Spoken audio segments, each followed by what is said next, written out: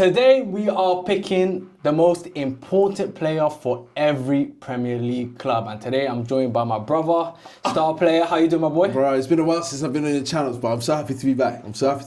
Listen, I obviously needed you to come back on the channel because I think the last time you was on was when the Arsenal was like a PR run back early in the season, like. No, it was a while ago. It was a while ago, and obviously right now we are recording this post the West Ham match, obviously after the VAR drama. How are you feeling after that, just before we start? Bro, it was nervous. Yeah, Matheus Fernandes miss. Bro, like, I thought like, when Trossard scored, I said, it lifted so much weight off my shoulders. Yeah. But then obviously the Raya... I know that 4 minutes, bro. Yeah, your heart was in your hand at the moment. I was screaming in the place I was watching. I can't lie, even as a hater, I can't lie to you, that was the worst 4 minutes ever. I can't lie to you, because at one point I thought, that's it. Yeah, they bottled it, but obviously still 2 more games to go, of course. The season's not over, but it's most certainly in your hands at this point. We'll see how it goes. But listen, today is obviously going to be a different type of video. We're going to pick the most important player. So we're not picking the best player. Cool. We're saying that this is the most important or most valuable player for that team this season. This particular campaign, yeah? So we'll go through every Premier League team. So the first one we'll start off, we'll do it alphabetical order. First one, Arsenal. Your team. Yeah. I guess we're both in unison though, right? In the player. I've got a player in mind, of course, yeah. There's a few to pick from. There's a thousand percent. But again, like you said, it's the most important player. It isn't the best. Yeah. If that makes sense. So, yeah, no. Are you got for Declan? Of course, it's Declan Rice. Yeah. Bro, like, he does everything. Like you said, defensive work, plays in the 6-8, set pieces, keeps the game ticking, reads the... I think he's the best reader, like, as a defensive midfielder in the whole world. Yeah. Like, you see when he's not on the pitch, when he's off the pitch. Like, even against West Ham, he's slotted into right back. Don't come from. Yeah. Zubmeni went into midfield, didn't look great. Put him back into midfield, but it's just his energy. Like, remember, he's played... I'd arguably say he's probably played one of the most minutes in an Arsenal strip, especially in midfield as well. Yeah. And like, he's just irreplaceable. Like, you can't find a Declan Rice. Obviously there were options of Saliba's, Raya, Gabriel. Do you know where I'm coming from? Like, we had options, but I think he was, for me, head and shoulders. No, I agree, but I just don't think there's another player that can do what Rice does for Arsenal. Yeah. I think he's definitely been your most important player. I also feel like sometimes the criticism is harsh. I feel like sometimes... I was going to ask you that, you know, as a neutral fan, I'm like... I feel like sometimes the expectations are unrealistic, bro. What they expect him to do sometimes, you know, it's like they want him to do everything, plus his job as well. Like, come on, bro. Like, in terms of at his job, he protects the back line well. Facts. He keeps the passes nice and tidy. Yeah. Do you know what I mean? Sometimes he doesn't look forward enough, but... Sometimes you want your players to also protect the ball, and I think he does that well. Off the ball work rate, on the ball as well, and he chips in with important goals at times, or important moments at least. So for me, he's definitely been your most important and the most consistent. Yeah, that's the most consistent as well. It was between him or Saliba. Yeah, I'm gonna be honest, between him or Saliba, and like if you went Saliba, I wouldn't look at you the other way as well. But I'm gonna edge it to Declan for sure. Next club we have is Aston Villa. Obviously they're currently in a Champions League spot this season. In the Europa League final, they've had an amazing season. They could obviously end it with another silverware, another Europa League trophy for Unai Emery, which would be for Aston Villa a big achievement. I think we'll go 2 for 2. You know. You reckon? I think we'll go 2 for 2. Who are you gonna go for? I went with John McGinn. Ooh, okay. I think if we're talking, because like you said, it's most important. Yeah. I remember there was a period when him and Tielemans were out for a period, and you can tell them how much they missed John McGinn.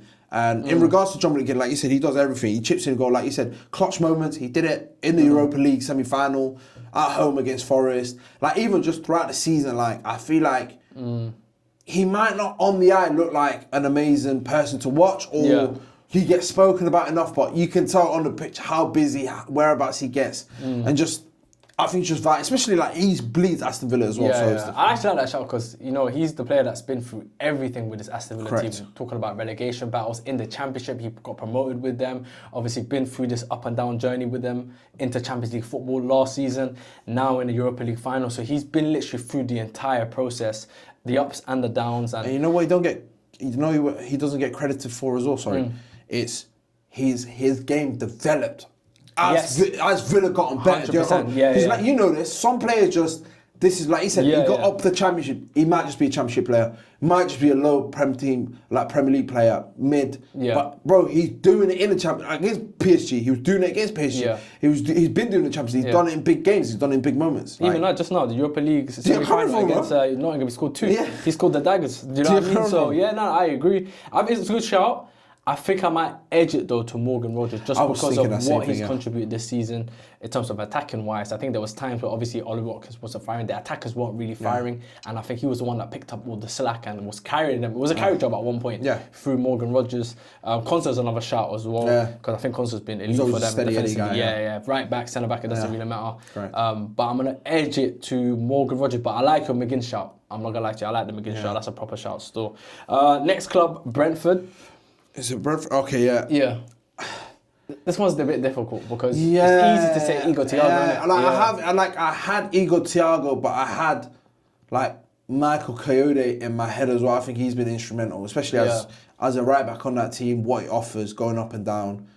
But again, you can't. My thing is, it's 25 Premier League goals. How can I look at, even though everyone always talks about it being half and being penalties. It's not even that. It's like no one ever watches 3 p.m. Igor Thiago. That's when he turns up. Like when it's any time past that or before it, he's non-existent. But nah, bro, you can't discredit 25. Even though, like you said, pens, this is that, but still. First season in the Premier League, replacing Johan Wissa, that left with 20 and he's put up 25. Record-breaking numbers of goals for a Brazilian in the Premier League as well in his first season. So, bro, he's doing You know what, fair enough. He found his feet early, Brentford as well. Like, I don't believe he's 24 though.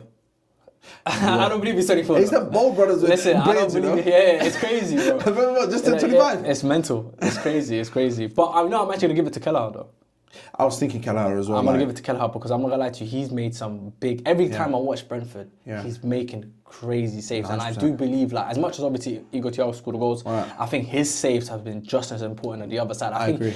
Bro, I would love to know the stats because I don't know what the actual stats are, but I would love to know how many points he saved them this season because I'm sure he saved them a lot of points and they wouldn't be in the European spot without Kelleher, as much as the goals, but I think because obviously it's easy to go with goals, I think Kelleher deserves a shout, given the fact that he left Liverpool to be a number one, took that risk, took that leap of faith, and it's paid off. So, 100%. You know what I mean? So you see Liverpool's injuries with Alisson and that as well. Bro. So I can't pronounce his surname. Mamad Vilici or was it Mamad Vilici? I still can't say his name. I can't lie to you. Yeah. So listen. I think that's a fair shout. You gone for Thiago, I've gone for Kelleher. Next club is Brighton. I went with a local lad. I went with Jack Hinchelwood. Like he's a Swiss Army knife. Like I hear the Danny Welbeck shout, rightfully so. But again, my thing is most important, and you can tell with Hurstler, he's put him everywhere, bro. He played down the middle, played on the right, left. He played full back, but either side. Has played in midfield as well, like just him being able to do everything. I'm not saying he's the most flashiest player, and I know most important sounds a bit crazy, but I just feel like he's always going to be in that starting 11. Like you said, Minter's been rotated, Mitoma's been rotated, Danny Welbeck's been rotated with the Greek striker. Like there's been, and he's had injuries as well. You know, I feel like he's been a steady Eddie that's done well, especially at a young age as well. Yeah, no, that's a good shout. I'm actually gonna go with you on that one. Because like you said, he's playing in multiple roles. Scored important goals for them. He's a third generation player as well, still young as well, and to carry that sort of burden. I think Brighton's had a bit of a weird season. That's what I was thinking. Sometimes you don't really ever notice them. You know what I mean? And then sometimes by the time you get to the end of the season, you start noticing, these men are quite high on the table. But that's a good shout. Academy boy as well. I like that shout. But like I said though, like you had the Danny Welbecks, the Verbruggens, Van Hecke. Like Van Hecke, I love him to bits, but I was like, I don't know. I don't think there's a real standout anyway. That's what I'm saying. Apart from Welbeck's numbers, there's no real standout. Everyone's had moments. Everyone's had moments and contributed. So I think that one, I'm going to go with Hinchelwood as well with you. Burnley, obviously, they're relegated. I mean, it's difficult to pick an important player when the team's relegated, but... as mad as it sounds...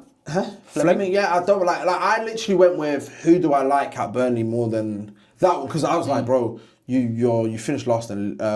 you finished second to last in the league. Like there is no important player. That's what I'm saying. You got relegated. So you know what I mean. But if I had to pick one player, standout player in this case, it has to be Fleming. I think 9 goals in 15 starts. Yeah, that's what I went with Hartman. left back that came in this season. Yes. Yeah, I feel like he's shown levels in terms of especially his delivery going forward, like his attacking prowess. He's been decent at the back as well. And either way, like Fleming, Anthony. Yeah, they've got decent little gems that could probably get moves in the summer, but it's hard to pick. Obviously, I'm going with Fleming, you're going with Hartman. Hartman, okay, cool. Chelsea Football Club. I think this was unanimous, right? Yeah, it has to be, bro. Yeah. Enzo Fernandez? No. I'm going with Enzo. Wow. Yeah, who you were going for? João Pedro. João Pedro. I went for Enzo. Not again. I don't hate it, but I'm like.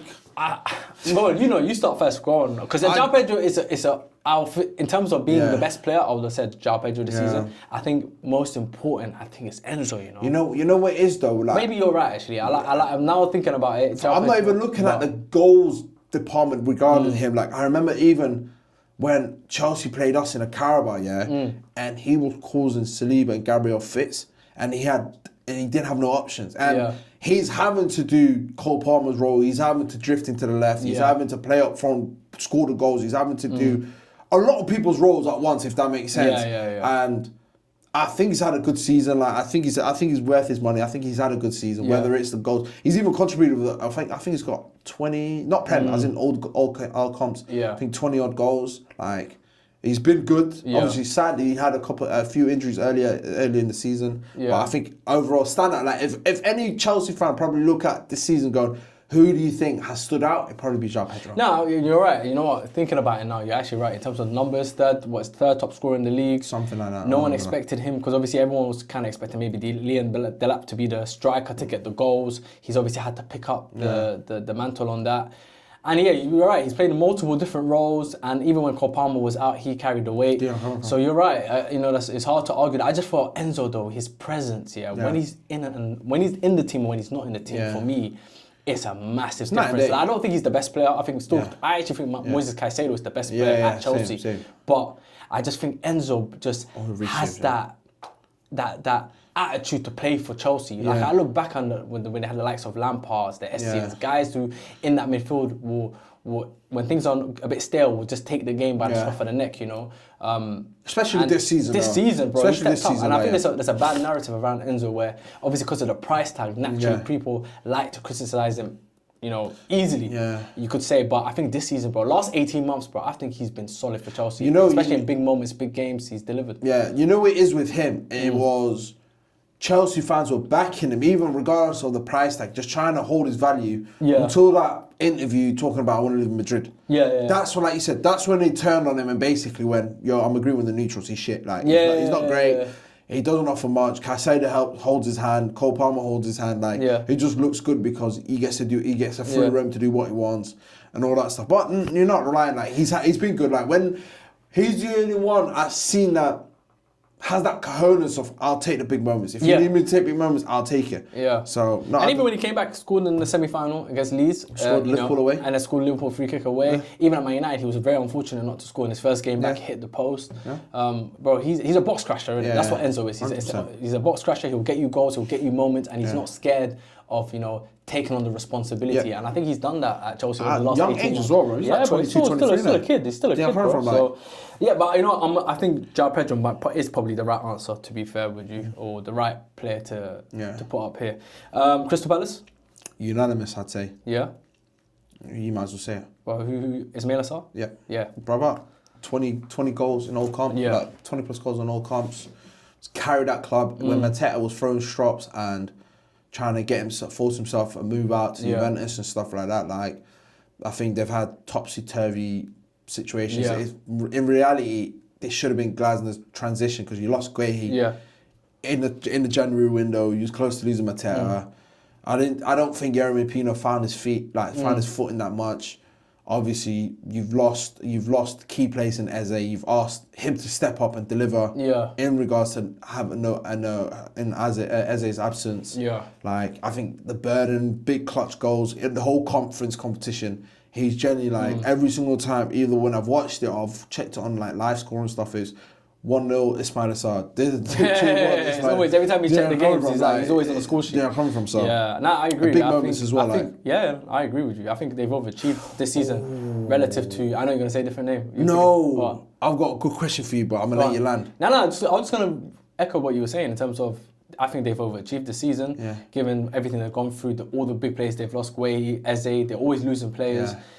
You know, I wouldn't have been surprised if they were in a relegation battle this season, given everything that they've gone through. Especially at one point, the manager said, I want to leave. Yeah. Do you know what I mean? Turn it around. They managed to convince him to stay to the end of the season. Now they're in obviously the Conference League final. And Ismail Assar has been almost like a carry drum in a sense for him, you know. Yeah. Because there's been so much chop and change, players in and out of the team. Yeah. And the fact that, you know, they're comfortably sitting in the Premier League and they got a final, you got to give credit to him still. My question to you would have been, where does he rank if he wins conference? Who, Glasner? No, Ismail Assar. Because you know who was instrumental in the FA Cup win to win their first cup? Yeah. Eze leaves the following season. He takes over the sole responsibility of keeping... It should have been Mateta, but... Yeah, but he took on the role. He took on the role. 20 plus goals this season. One AFCON. Forget AFCON, that was his club. But conference, their first European trophy ever as at Palace. Where does he rank? Is he above Eze? Is he above Zaha? Is he just below it because it's short seasons? The thing is, he is a player that could easily have played for, you know, one of the top six. He was linked to Liverpool at one point when he was at Watford. Correct. You know, he was linked to I think even at one point he was linked to United. At one point there were rumours. But he chose to stay at Watford in the Championship when they got relegated. So, you know, I think if it wasn't for that, I think he's a player that could have easily played at, you know, at that level, at least at a club like Newcastle or Aston Villa where they compete in like European competitions. I think his quality is better than Crystal Palace. No disrespect to the club, but I just think he's too good for Crystal Palace. But he just finds himself there. So it's not a surprise that he's the stand-up player over there, and probably is their most important player this season. So no, but not even in regards to it. Where would you rank him at Palace? At Palace, in terms of like stature. No. He has to go down. I mean, he hasn't been in the club long enough to be a legend, but he's definitely an icon, I would say. Someone that will be remembered positively. Because when did he join? He joined last season. He joined like maybe 2 seasons ago. That's what I'm saying. He joined last season. I want to say this is his... He joined like midway. Yeah, I think from, I don't know where it was. I want to say Marseille or something. I think he's been there for like 2.5 years maybe. Even that, 2.5. To be fair. Delivering back-to-back seasons. So like... That last season, you could say it was the Wharton Eze story and he had a part to play. But this season's been him.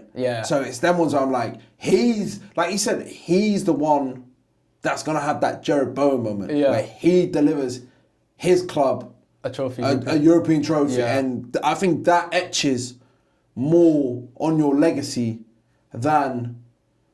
Obviously, FA Cup is illustrious. Like, it's an ongoing competition. Like, don't get it twisted. But him being part of both... Yeah, it's going to be nice. He's like a modern all-timer, isn't it? In terms of like the modern greats. Because they got Zaha as a modern great. Like, I don't even put it there. I wouldn't say like totality thing about. I just wanted to know where... He's in that. He's in there. No, he's in that category. Because if you're thinking about like the Zahas, Eze, Guehi, you know, the players that have played at the club of recent times, he sits with them. He sits on the same table as them. Yeah.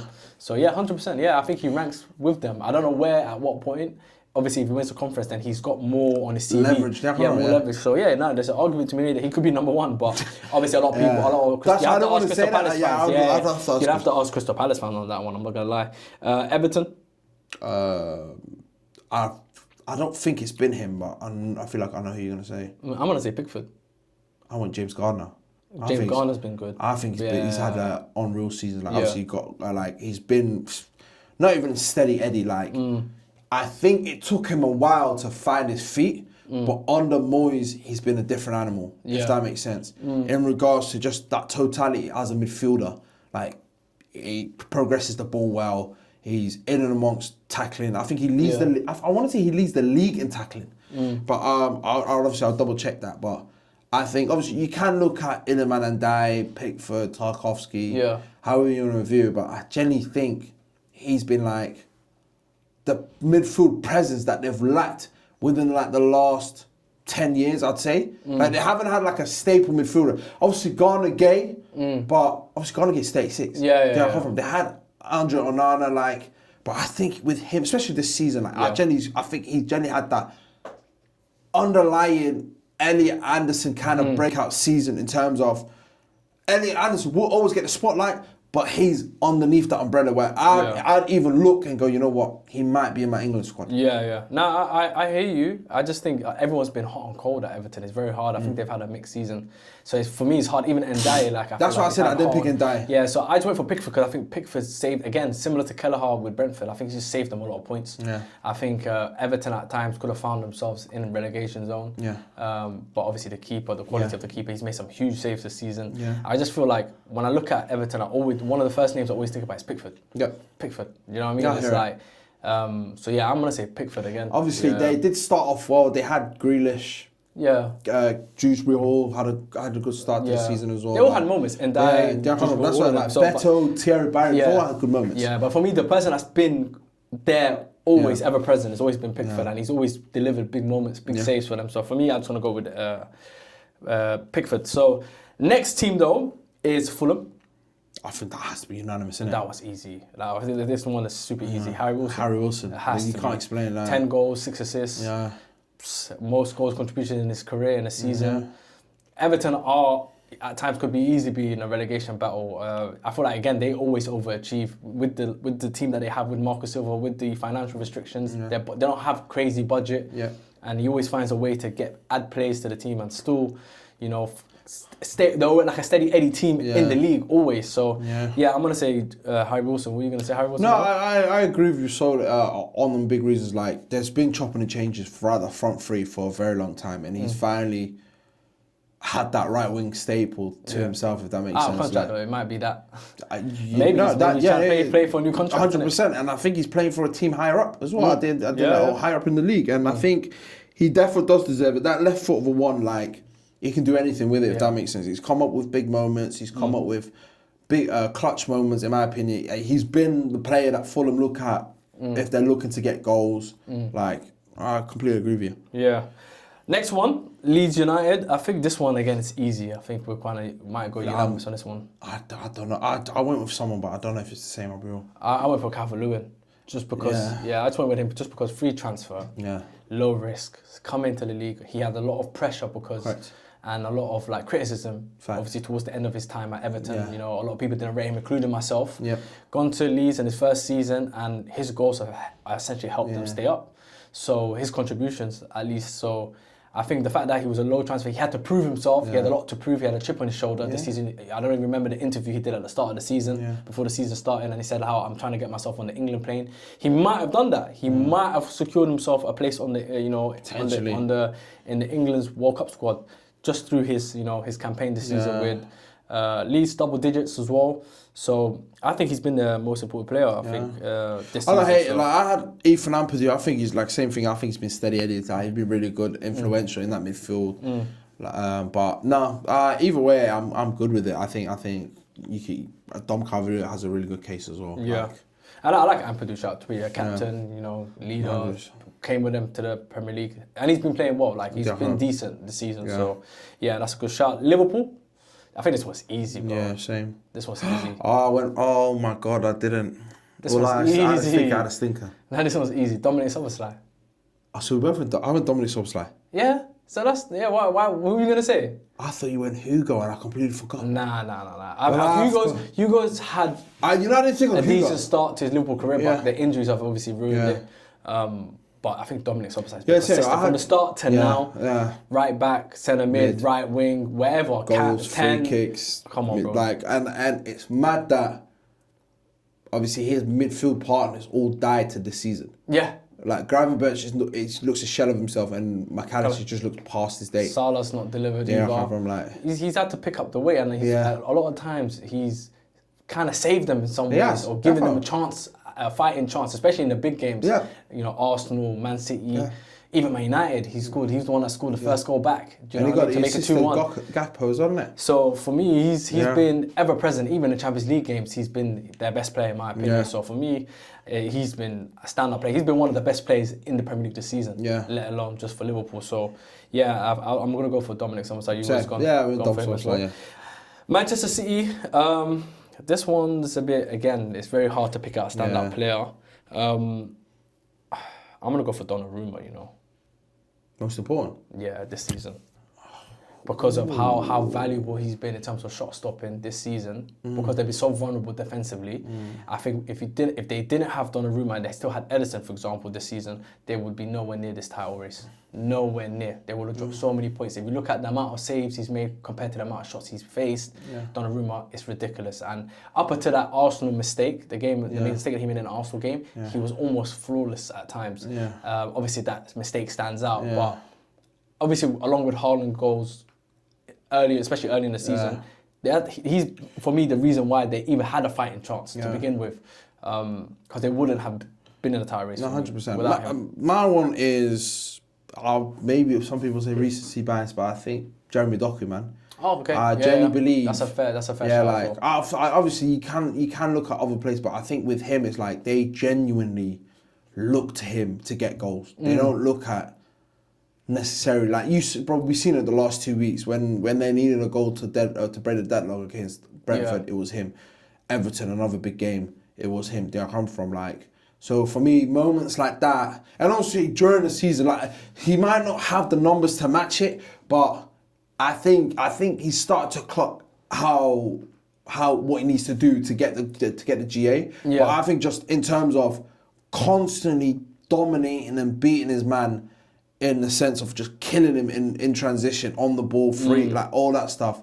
It took him a while to tune in and click. Obviously, he's been injured as well, but I think since he's been back, I think he's took over. I think arguably, maybe one person I'd say competes with him in terms of who's been the hottest player is probably Bruno. Yeah. But I think he's been one of the, if not the hottest player. Yeah, in the last month and a half. Yeah, in the last couple of months. Yeah, last month and a half. Business end of the season. Business end of the season for sure. I just think Donnarumma more so throughout the entire season. The only reason I don't really say much on Donnarumma was because within them moments as well, like he's had blips. No, it's not his fault necessarily, but like going down 3-1 to Everton, obviously there were some mistakes, but it's miscommunication. But you could say the same, like, for example, Raya at Wolves, for example, when he had a little miscommunication with Gabriel. No. Like, keepers will make 1 or 2, 3 mistakes. Lemens did it the other day against Liverpool, and he's been good pretty much for most of the season, but he had that mistake against Liverpool. I think keepers will naturally have 1 or 2 mistakes in the season. I think it's almost impossible to not at least make 1 mistake. So, I went with Donnarumma, but I like the Jeremy Doku shout, especially given like the context of the title race and everything. It's a fair shout still. Manchester United, this one's easy. I don't even think we need to even talk too much about this one. Bruno Fernandes. I'm a Diallo.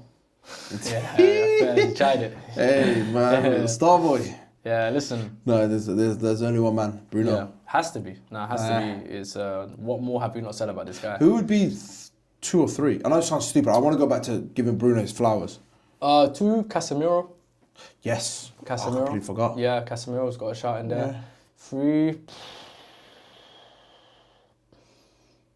Lemens. Yeah. Lemens. The man was, without thinking of Casemiro, I had Lemens and Cunha. Yeah. Cunha, it's just a slight outside shout, I can't lie. But those 3 have been consistent from the start. Like Lemens coming in. Game changer. Game changer. So that's easy. Bruno Fernandes, of course. Most assists so far. Hopefully breaks the record as well. He should do, but it's a shit record. But yeah. No, but I respect it though. Because this is it. I hate this hating energy, bro. No, like, I love Bruno. When is it, bro? I've been seeing this talk about pure assists, and bro, an assist is an assist. When did we start regulating what kind of assists you get now? Like that's never been a conversation ever. Why did it become a conversation?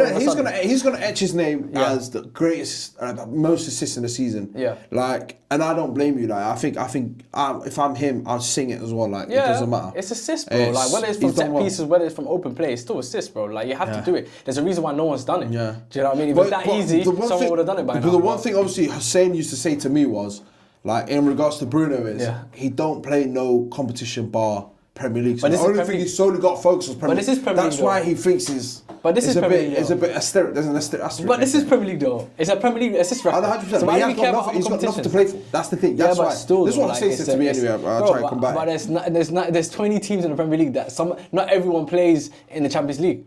So why has no one else ever done it? I don't. You told Then me. listen, I think that's a bogus. Talk to the same, bro, I not think me. it's the man I'm just hating. I feel like the man I'm just hating. Talk to the same, bro, not me. Man. I'll chat to Hussein afterwards still. Newcastle United. I know you went with the guy that you want to sign in for Man United. No. You're thinking of Tonali? Yeah, I knew. Nah, I didn't go for Tonali though. Hello. I like as much as it was between him and another player. I can't lie, I generally... It was between those two, and I went with Bruno G just for terms of. That wasn't going to go Bruno G. Yeah, I went with Bruno G. No. I think Tonali's the better player, but I went with Bruno G just because I think Bruno G. I'm going to change my answer. I think the only bright spark I've seen at that club this season is probably Harvey Barnes. What about Lewis Hall? I think he's had moments. I think he's been good, but he's had moments. But okay. That's the thing. It's tough. I'm not gonna lie to you. I don't think it's a real They've not been great. They've not been great. They're very good players, but it's just the battle of the mids in terms of you just didn't have a great season. Like if Newcastle to host the Team of the Season award or Player of the Season, there'll be like 15 different names. Yeah, it's true. No, I think Bruno G just because of the amount of goals he scored for them this season. He of course in midfield he has a massive influence in that team. His presence when he's in the team and when he's not in the team is very clear. Same with Tonali as well. But I think Bruno being the captain and chipping in with the goals and getting certain moments, I think just edges him in terms of being important this season. I still think Tonali is better than him. But I think Bruno G's been the most important in a very poor season for Newcastle. Anyway, I think it's been a very disappointing season for them anyway. So it is hard to pick a stand-up player. Everyone's kind of had their little periods. Walter even at the start of the season was having his moments. So so I've got Bruno G. Who are you going for? I'll stick to my answer. Harvey Barnes. Harvey Barnes as well. Okay, calm. Nottingham Forest. I think this one's a little bit easy, you know. I only had two options in my head. Who did you have? I had either Elliot Anderson or Morgan Gibbs-White. I think Morgan Gibbs-White the last month and a half he's been good. Before obviously the head injury.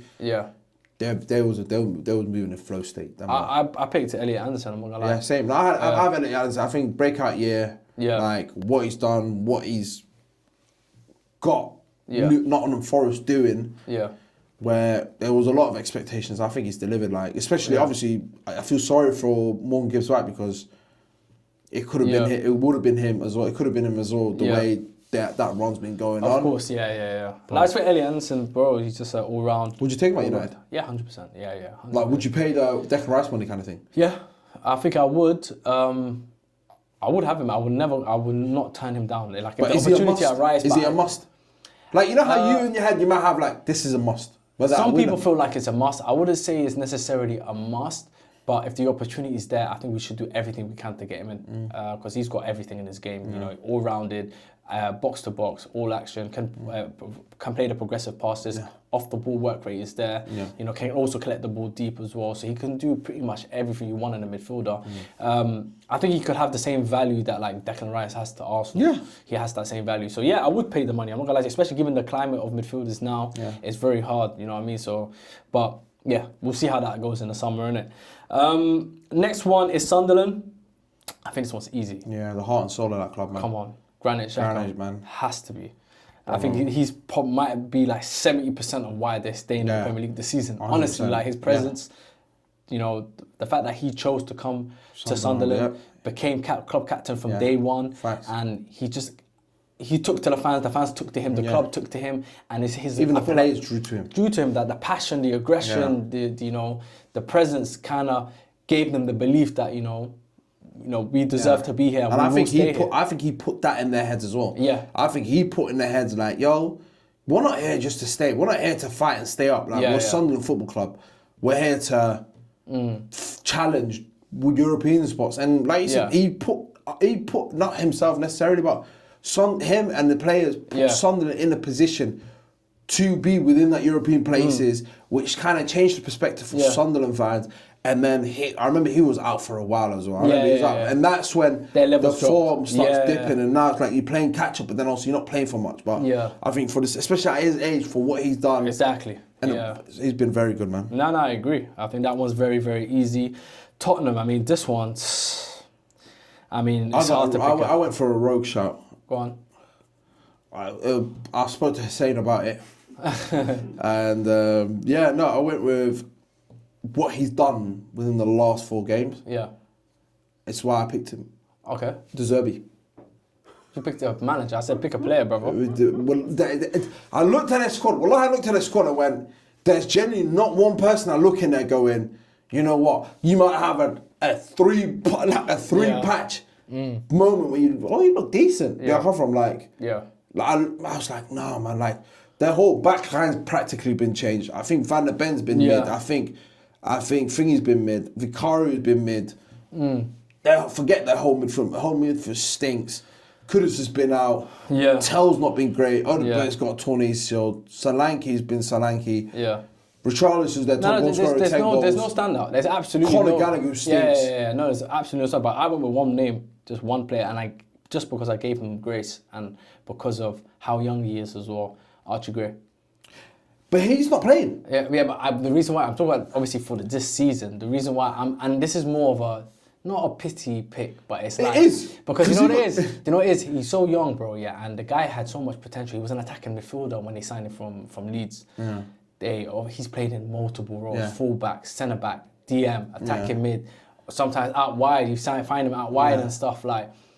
For a young guy to come in and have to deal with the pressure that he's come into, you know, back-to-back seasons where they're finishing that low, and sometimes he's playing in roles where he's not played before, and he's been asked to do responsibilities that... He's made important at work. Do you know what I mean? Yeah, he's that guy that's been made important at work, and he's just taken on 50 different roles, you know, just to help, just to be helpful and useful.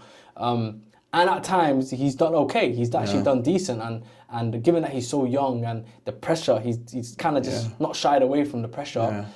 I'm picking him because a lot of other players wouldn't. Some players are not even available. Yeah. Do you know what I mean? So that's the only reason why I kind of gave it to Archie Gray. And obviously with me going to Zerbi, it's just more to do with obviously what's happening. You're just saying the squad is just so... It's not even that. It's like what, to an extent, I know it's players, but what Thomas Frank's done, what Tudor's done, and basically told them you're rotten this season. And he's the one that gave them the result of winning a game away at Villa. Yeah. Obviously, drew to Leeds yesterday, but they led the game. Like, there's some sort of... I've seen Fuad say on FCM, I've seen Fuad talk about it. Like, he somewhat gave him some sort of identity for this part of the season to manage and maintain, if that makes sense. And brother, he joined a job where it was hell. Yeah. Like, the bars, the floor, he's finished. No. And I think he's done a good job. Bro, if you don't want to pick a player, I understand it because, bro, there is no one to pick from. I'll be real with you, it's so bad. Like you said, there has to be one bright spot. But even for me, Archie Gray being available isn't a bright spot. I hear it, bro. But I just felt like I had to pick someone. And he was the player that I just kind of went for in it. So maybe Pedro Porro at times. Xavi Simons the last month before he tore his ACL. Yeah, but we're nitpicking at this point. It's bad.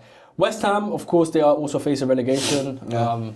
I went with this one again. Not many standouts, but I went with Somerville. For this one. I don't mind it. Well, I don't hate it. Yeah, because I think he's turned up. He had a good streak where he was just banging in goals for them and gave them a bit of life, especially under Nuno as well. It's weird because... You could technically give this one to Nuno as well, you know. You can. You could. You really wanted to. There's no lie, because they're like one of the top sides since January picking up points. Yeah. So he definitely gets massive credit. But it's a weird one because it's like they've had so many players that have had good moments. Like Mavropanos for a little bit. Him and Disasi as a back two have been very solid in terms of obviously they've conceded goals, but like they started off clean sheets and stuff and keeping West Ham afloat or bringing them into taking them out of relegation and stuff. Diop's been good as well. Malik Diop, that's the person I picked. I remember just his delivering, his attacking prowess and what he offers is tremendous. Like you said, if there's anyone on the cusp, like if West Ham go down, he's going straight back up. He's going straight into top 8 team. Forget about mid. I think he's going top 8 straight away, innit? Obviously, Mateus Fernandes for me, that's another. I think he's been really good. He's been really, really good as well. Like you said, Jared Bowen's come with big moments, but again, it's just I would just nitpicking there. I mean, Mateus Fernandes, I could have said him as well, but I just think he's been cold. But I just think Somerville. I don't hate it. He was on the cusp of what's going on here? 100%. The sign isn't working out to then 100%. Becoming an important player. So for me, I think he's really, really it's a lot of players turned it around for himself at West Ham. Yeah, there is a lot of we're talking about a relegation battling team, so it's always going to be hard to pick out a standout important player when you're facing relegation. And then obviously last but not least, relegated Wolves. I mean, again, not easy to pick a stand-up player. I've gone with Mane. Mateus Mane, Mane. I don't hate it. The only bright spark in a really poor season for them. Yeah, I went with Bueno. Yeah, Bueno, when he comes off the bench, he does the little running thing. It ain't anything crazy, but it's just. Yeah. I like him. They've had certain players that look decent. They rarely had any moments, but literally, I should have put Vitor Pereira because he saw the sinking ship. Yeah. So he got out there. He's like Forest, isn't it? So fair enough. But there you have it. Those are the important players, or most important players for all the Premier League clubs this season. Obviously, you had your picks and I had my picks, but we've obviously had some agreements, some maybe 100%. Disagreements or different players. Yeah. But there you have it. Let us know in the comments if you agree or disagree with some. I want to see their list as well. So if they can put the names down for the teams, see their list. Who had the most howlers? Who had the best picks? Yeah, or just give us your list. Yeah. Just give us your list in terms of who you think were the most important players for each Premier League team this season. I'm sure there'll be some agreements and disagreements, but we'd love to know your list as well. And also make sure to follow my boy Starplayer on socials. That will also be in the description below. You got anything planned for them? Obviously, you'll do well in Baller League, NDL first, record-breaking season. Thank you. Been contemplating. Hasey's been talking to me. Mm-hmm. He's been talking to you quite a lot because you mentioned his name a few times. You know what it is? It generally feels like he's in the room. Sometimes it does. So it's so for me, it's like I'm starting to edge back into social media. Maybe. So start doing more TikTok, maybe a little YouTube here and there. Come on, but inshallah, that's the plan. Inshallah. But until next time, my people, peace.